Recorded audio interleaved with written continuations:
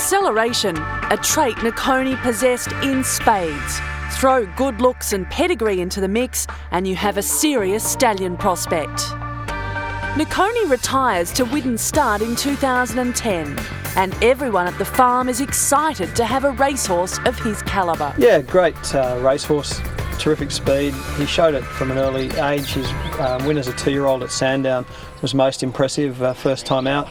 In winning his first start, Nicconi displayed an attribute that all Australian breeders love, 2-year-old speed. Here's a bit of a go. Golden Dubai, Al's best mate, and Nicconi coming down the centre of the track with a cracking run at the 150, strikes the front, goes away from Golden Dubai, choose wisely, Al's best mate, but Nicconi, Nicconiro's half-brother, pretty impressive on debut, wins it by 2.5 lengths, Golden Dubai and Al's best mate. Nicconi took the transition from promising juvenile to serious 3-year-old in his stride. He was thrown into the deep end with some success in the spring, but it was in the autumn that he excelled, easily winning the Manfred Stakes. But on the outside, Nicconi, with on the inside of him, coming home well, his hands up for Detroit, but Nicconi is letting down beautifully, getting a length in front, and Nicconi under the whip will be too good, and Nicconi scored by a length too, hands up for Detroit and a half head away on the outside. After an unsuccessful crack at a mile, Nicconi returned to what he did best, sprinting. I think just a natural racehorse, and certainly his Galaxy win was terrific. We saw him the champion sprinter of his generation as a 3-year-old. Then Cap Hero and Nicconi and Gold Trail's got right up along the rail. Swiss Ace and Gold Trail, but Nicconi flashes the beam on the outside. The 3-year-old hits the lead and the Galaxy's over. It's Nicconi winning it from Dan Lee, got second, Gold Trail third, Swiss Ace. Nicconi was back in the spring. He was convincing in the McEwen Stakes. Chase, Nicconi comes on down the outside. Secret Fly the widest. Morgan Dollar took the lead. Down the outside now is Nicconi coming after it. It's Morgan Dollar. Nicconi's coming home the better. Nicconi grabs the lead. Nicconi got up to beat Morgan Dollar.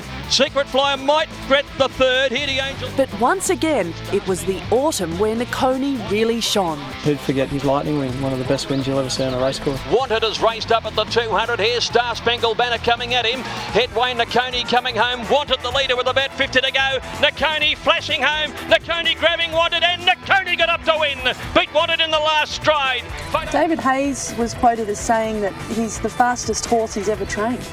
Well, he certainly was that day. He's a horse that David knew what he could do, and to see him run over the top of great sprinters, Wanted, Star Spangled Banner, Dewporth, Headway, I think 32.1 for the last 600 at Flemington down the straight. I mean, I think Warren Huntley, who's the long-time Flemington track watcher, said that just doesn't happen. You could count on one hand horses he'd seen run those sort of sectionals at track work, and then to step out and do it in the race, it was a sensational turn of foot, and certainly Damien Oliver, who rode him that day, was left with no doubt.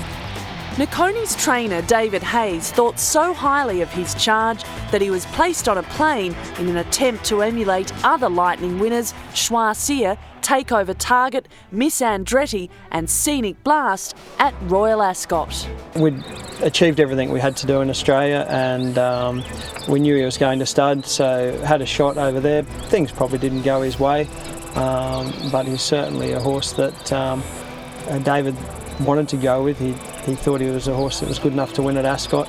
Unfortunately, it didn't happen, but that's racing.